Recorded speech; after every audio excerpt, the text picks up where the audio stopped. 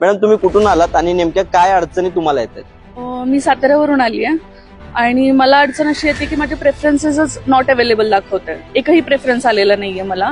माझं बीएससी झाले, BSc maths आहे, पण तरी पण मला एक रेफरन्स आलेलेच नाहीयेत. बाकी सगळ्यांना आल्यात पण मला आलेले नाहीत. माझं का? भरती प्रक्रिया 6 तारखेला सुरू झाली. या अडचणी तुम्हाला कधी जाणवायला लागल्या? 6 तारखेपासूनच आणि त्यात आहे ना 2 दिवस तर पूर्ण साईट बंदच होते. किती रजिस्ट्रेशन झाले? 1,70,000 मुलांनी रजिस्ट्रेशन केलं. जागा 30,000. जागा 30,000 आहेत. इथली जी टेक्निकल टीम आहे, टेक्निकल टीमने कुठलीच हेल्प केलेली नाही. त्यानंतर ईमेल वगैरे केला, त्या ईमेलला आमच्या रिप्लाय दिला नाही. आमचं तर असं मत आहे की यांनी जी शिक्षक भरती आहे ते AI जनरेटेड केलेली आहे. माझ्यासारखे बरेच कला शिक्षक आहेत की त्यांना प्रेफरन्स आलेले नाहीत आणि काही लोक आयुष्याच्या बाद होण्याच्या टप्प्यावर आहेत. 2011 पासून 2026 पर्यंतची ही पहिलीच कला शिक्षक भरती आहे आणि क्रीडा शिक्षक. याच्या अगोदर कला शिक्षक आणि क्रीडा शिक्षक भरती एवढ्या 15 वर्षात झालेली नाही. तरी ह्या भरतीमध्ये कला शिक्षकांना न्याय मिळावा एवढंच मी बोलेन. काय आलेलं आहे, completed but not self certified. ठीक आहे, तर खूप जण म्हणतात की सेल्फ सर्टिफाईड केलं नसेल, पण मग ही फाईल डाउनलोड कशी काय झाली आहे? 2 ते 3 वर्षाचा संघर्ष आणि एका भरतीच्या नादात अभ्यास केलेला आहे. सगळं सोडून ते सर्व आम्ही पाण्यात सोडून द्यायचं का? एवढं शिक्षण घेऊन काय फायदा आमचा? माझं डीएड आहे, बीएड आहे आणि मी CTET 1 आणि 2 दोन्हीही पेपर पास आहे, तरीही मला जनरेट केले गेलेले नाहीये जागा आणि ह्याचं खूप मानसिकता माझी बिघडलेली आहे यामुळे. राज्यामध्ये 30,000 शिक्षकांची भरती जी आहे ती प्रक्रिया सुरू झाली. 6 तारखेला पवित्र पोर्टलद्वारे राज्यामध्ये शिक्षकांची भरती प्रक्रिया सुरू झाली.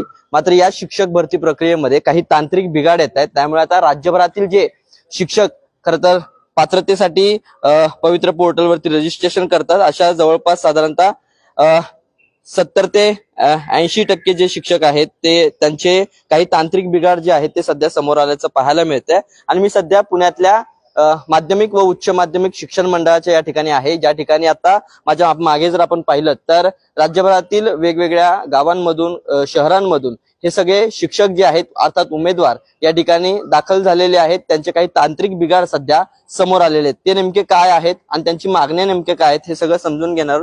मॅडम तुम्ही कुठून आलात आणि नेमक्या काय अडचणी तुम्हाला येत आहेत?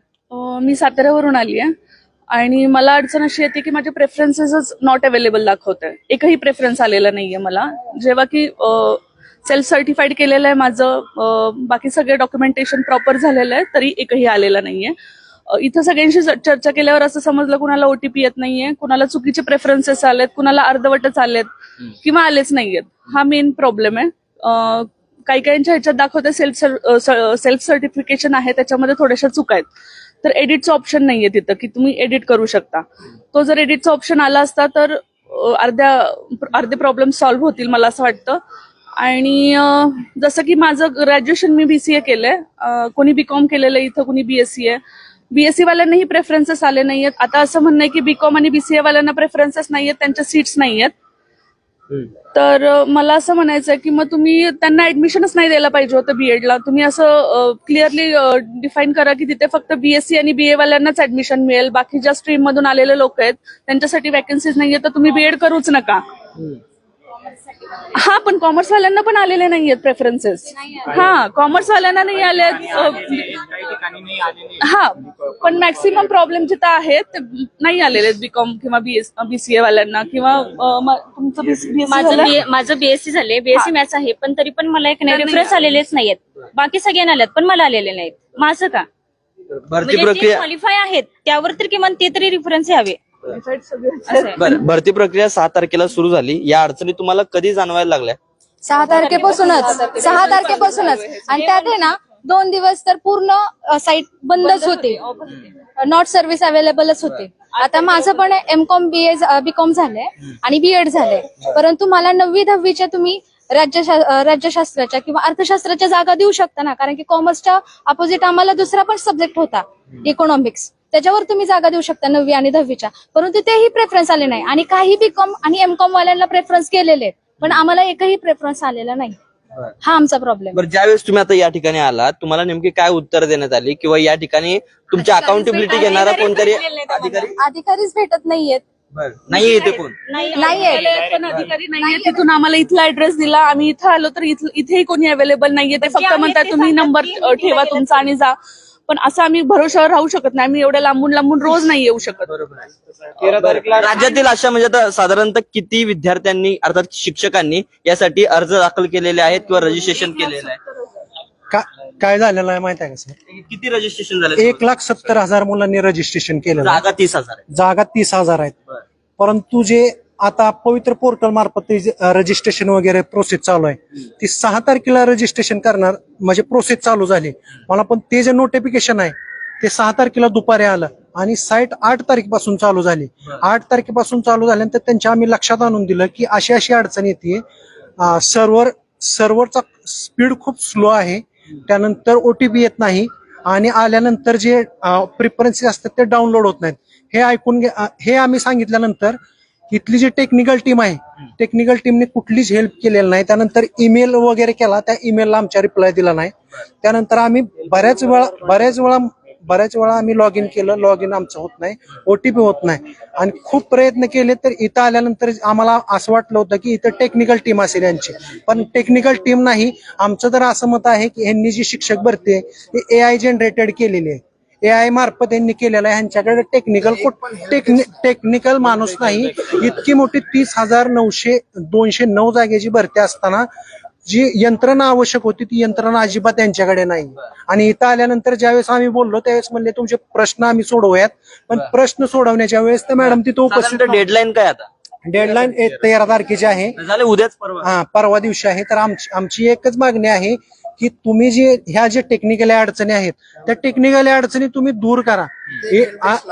हेल्प डेस्क एक द्या आणि तुम्ही 30 ऑगस्ट पर्यंत मुदत वाढवून द्या की जेणेकरून मुलांच्या मनामध्ये कुठला संभ्रम होणार नाही. कारण आतापर्यंत जवळजवळ 40 ते 45 वर्षापर्यंतची लोकांनी प्रयत्न केलेला आहे. या लोकांनी कोणाचे लास्ट अटेम्प्ट, हा अटेम्प्ट जर हुकला तर 2028 किंवा 29ला शिक्षक भरती पुढील होणार आहे.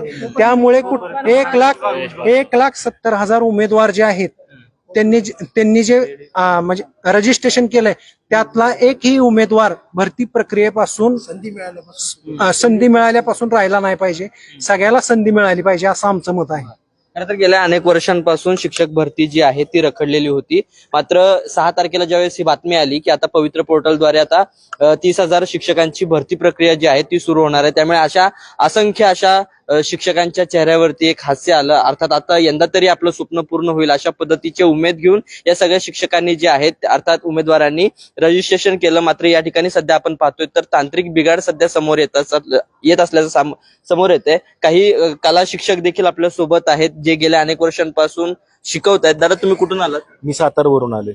बरं, गेल्या किती वर्षांपासून आपण ही शिक्षण सेवा देत आहे? मी एका संस्थेत कला शिक्षक या पदावर काम करतो. 8,000 रुपये मला मानधन मिळतं आणि गेल्या 11 वर्ष झालं मी काम करतोय.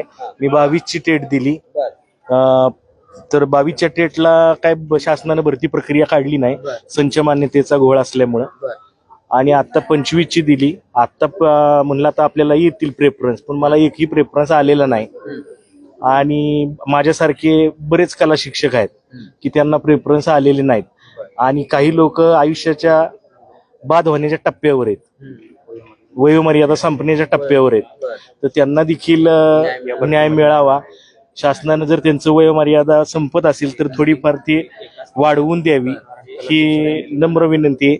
आणि गेले 2011 पासून 2026 पर्यंतची ही पहिलीच कला शिक्षक भरती आहे आणि क्रीडा शिक्षक.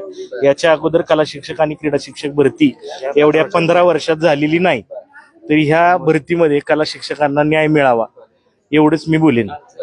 तुमचा मुद्दा काय होता? प्रॉब्लेम आहे तो असा आहे की माझं लॉग इन झालेलं आहे पवित्र पोर्टल वरती आणि पण मला काय आलेलं आहे completed but not self certified. ठीक आहे, तर खूप जण म्हणतात की सेल्फ सर्टिफाईड केलं नसेल, पण मग ही फाईल डाउनलोड कशी काय झाली आहे की जर सेल्फ सर्टिफाईड जर मी केलं नसेल तर ही फाईल डाउनलोड ज्या वेळेला झाली त्यावेळेला ती कशी काय झाली? मग त्याच्यात काही अडचणी असतील तर त्या सांगायला पाहिजे ना. आणि त्यामुळे प्रेफरन्स येत नाही. नुसतं लॉग इन होऊन उपयोग काय? प्रेफरन्स नाही, काही नाही. काय म्हणले, काय मुद्दा आहे? नीटच्या परीक्षेच्या अगोदर एक दिवस अगोदर पेपर फुटतोय, पेपर लीक होतोय, विद्यार्थ्यांचं त्याच्यामध्ये नुकसान व्हायले, विद्यार्थ्याबद्दल आणि शिक्षकाबद्दल काय आहे शासनाचं काहीतरी धोरण, काहीतरी ठरवावं ना शासनाने, कारण की विद्यार्थ्यांचं नुकसान होतंय आणि शिक्षकांचं नुकसान व्हायले. खरं तर गेल्या 1 ते 1.5 महिन्यापासून भारतातली शिक्षण व्यवस्था याच्याबद्दल अनेक प्रश्न जे आहेत ते उपस्थित होत आहेत. आता विद्यार्थ्यांचं आयुष्य घडवणाऱ्या शिक्षकांच्या संदर्भाने हा एक मोठा प्रश्न या ठिकाणी उभा राहिलाय. खरं तर ही भरती प्रक्रिया फक्त नावाला जाहीर केली का, असा एक प्रश्न उपस्थित होतोय. जर एवढ्या मोठ्या लेवलवरती 30,000 शिक्षकांची भरती प्रक्रिया जर करून घ्यायची असेल तर त्याच्या मागे लागणारी यंत्रणा सक्षमपणे का उभी करण्यात आली नाही, असा देखील सवाल जो आहे तो या ठिकाणी उपस्थित होतोय. खरं तर हे शिक्षक आहेत, विद्यार्थ्यांचं आयुष्य घडवत असतात, मात्र स्वतःचं आयुष्य सुधारण्यासाठी आता या शिक्षकांना रस्त्यावर उतरावं लागतंय आणि झुंजावं लागतंय. दादा मला सांगा, एक काय म्हणजे शिक्षक होण्यासाठी साधारणतः काय मेहनत घ्यावी लागते? म्हणजे सर पहिले डीएड किंवा बीएड करा, त्याच्यानंतर शासनाने पात्रता परीक्षा आणली, पात्रता परीक्षा सीटेट किंवा टेट द्या, 2 वर्ष म्हणजे त्या परीक्षा पास झाल्याच्या नंतर टेट द्या, टेट दिल्याच्या नंतर सीटेट किंवा टीएटी द्या, त्याच्यानंतर टेट द्या. त्याच्यानंतर एवढं करूनही शासन जेव्हा भरती डिक्लेअर करते, आता 6 तारखेपासून फॉर्म चालू झालेले आहे पवित्र पोर्टलवर, पण साईट एवढी जाम आहे की साईट 2 दिवस तर साईटच ओपन नाही झाली. त्याच्यानंतर साईट ओपन झाली आणि आमचे काही टेक्निकल प्रॉब्लेम आले, आमच्या इथच्या सेल्स सर्टिफिकेट मध्ये काही एरर इश्यू आले, तिथं टेक्निकल टीमही सोडवायला नाही आणि साईटवर कंप्लेंट करायला साईट ओपनही होत नाही. मी 3 दिवसापासून साईट ओपन करत आहे, मला ओटीपी येत नाही आणि त्याच्यानंतर कोणत्याच प्रकारची इथं येऊनही टेक्निकल टीम नाही सोडवली. उत्तर दिलंय की पुढच्या फेजला होईल, नंतर होईल. मग आम्ही 2 ते 3 वर्षाचा संघर्ष एका भरतीच्या नादात अभ्यास केलेला आहे, सगळं सोडून. तर हे सर्व आम्ही पाण्यात सोडून द्यायचं का? एवढं शिक्षण घेऊन काय फायदा आमचा? एक समजा टेक्निकल चूक झाली तर त्याला ऑप्शन दिला गेला पाहिजे ना, काहीतरी दुरुस्ती करायचा. त्या सर्व्हरला कंप्लीट करायला एक ऑप्शन आहे, पण तो ओपनच नाही होत. या सगळ्या झाल्या सगळ्या गोष्टी. मला खरं तर यापेक्षा एक थोडीशी वेगळी बाजू समजून घ्यायला आवडेल. याचा सामाजिक परिणाम काय होतो? सामाजिक आणि तुमच्या मानसिक परिणाम काय होतो? सामाजिक परिणाम असा झालेला आहे सर, आता शिक्षक भरतीकडे येणाऱ्या भविष्यातल्या पिढ्या पण याच्याकडं वेगानं पाठ फिरवा लागल्या. आणि शिक्षक म्हणजे आता समाजात एक आदर्श, म्हणजे समाजाचा एक आदर्श रस्ता होता. शिक्षक हा समाजात एक व्यक्तिमत्व असं होतं की समाजाला दिशा दाखवणार होता. आज शिक्षकाची दिशा भटकल्यासारखी झालेली आहे. शिक्षकालाच आज रस्ता सापडा लागला नाही, कारण शिक्षक आज हा शिक्षण पुणे परिषदेवर कमीत कमी 5 दिवसापासून रोज 100 ते 200 विद्यार्थी रोज येते. आणि महाराष्ट्राच्या असंख्य विद्यार्थ्याचा हा प्रॉब्लेम आहे. म्हणजे काही विद्यार्थी लांबून इथे येऊ शकत नाही. आता मी बुलढाण्याहून आलेलो आहे, कोणी लातूरून आले, कोणी नागपूरहून, अमरावतीहून, असे असंख्य विद्यार्थी आलेले. आणि काही येईन ऑनलाईन पण उपलब्ध नाही, मेलचं उत्तर येत नाही, टेक्निकल कोणतेच याच्याजवळ अवेलेबल नाही. आणि दुरुस्ती करायला पण एवढं झाल्यावर दुरुस्ती करायला पण पर्याय नाही. ताई, जाता जाता तुमच्याकडे एक शेवटचा प्रश्न. यांनी सामाजिक मुद्दे सांगितलेलेच आहेत, मग तुमच्या मानसिकतेवरती नेमका त्याचा काय परिणाम होतो? कशा? सर, शनिवार तेव्हापासून मी रात्री जागून, मला सगळ्यांनी सांगितलेलं आहे की रात्री तुम्ही ते ओपन करून बघा, साईट फ्री असते. शनिवारची रात्र, रविवारचा दिवस, रविवारची रात्र, सोमवार आणि आज मी ठरवलं की मंगळवारी मी इथं येणार आहे, कारण मला इतकं त्रास झालेला आहे. माझं हे सेल्फ सर्टिफाईड आहे, माझं डीएड आहे, बीएड आहे आणि मी सीटीईटी 1 आणि 2 दोन्हीही पेपर पास आहे, तरीही मला जनरेट केले गेलेले नाहीये जागा. आणि ह्याचं खूप मानसिकता माझी बिघडलेली आहे यामुळे. ठीक आहे. आता या पद्धतीने तुम्ही सगळे या ठिकाणी आलात. खरं तुम्हाला भेटण्यासाठी पण कोण नाहीये, तुम्ही तक्रार देखील देताय. मात्र आता पुढची भूमिका काय असणार आहे तुमची? पहिलं पार्श्वभूमी सांगतो. एक तर शासन आहे ना 5 ते 10 वर्षे भरती काढत नाही. भरती काढली तरी आता 30,000 जागेची भरती काढली आणि त्यासाठी 5 दिवस मुदत दिली. 5 दिवसात आहे ना शक्य आहे का एवढं? कितपत योग्य आहे? आणि त्यानंतर आहे ना रजिस्ट्रेशन होत नाही. तुमच्या समोर दाखवतो रजिस्ट्रेशन का, त्यांची साईट ओपन केली आहे, इथं फोटो दिसतात पण प्रत्यक्ष आहे ना काही कार्यवाही होत नाही. असा प्रॉब्लेम येतोय. ठीक आहे. आणि माहिती आहे का, रजिस्ट्रेशन होत नाही. रजिस्ट्रेशन झालं तरी पुढचं आहे ना अनेक त्रुटी येतात, जसे की ओटीपी येत नाही, प्रिफरन्स दाखवत नाही, प्रिफरन्स दाखवत तरी फॉर्म डाउनलोड होत नाही, असे असंख्य त्रुटी आहेत. या सगळ्या अनेक तांत्रिक अडचणी अर्थात ज्या पवित्र पोर्टलवरती येत आहेत त्या सगळ्या दुरुस्त व्हाव्यात. तिथे एडिटचं ऑप्शन यावं, प्रेफरन्सेस जे आहेत ते विद्यार्थ्यांना यावेत, अशा मागण्या ज्या आहेत त्या सगळ्या हे विद्यार्थी अर्थात परीक्षार्थी विद्यार्थी जे आहेत ते आपल्याला या ठिकाणी करताना पाहायला मिळत आहेत. राज्य सरकारने इतकी मोठी भरती प्रक्रिया काढलेली आहे, त्यामुळे या सगळ्यामध्ये सगळी जी तांत्रिक बाब आहे ती योग्य पद्धतीने हाताळली गेली पाहिजे, अशी एकच मागणी हे सगळे या ठिकाणी उमेदवार करताना पाहायला मिळत आहेत. विश्वजित भालेराव.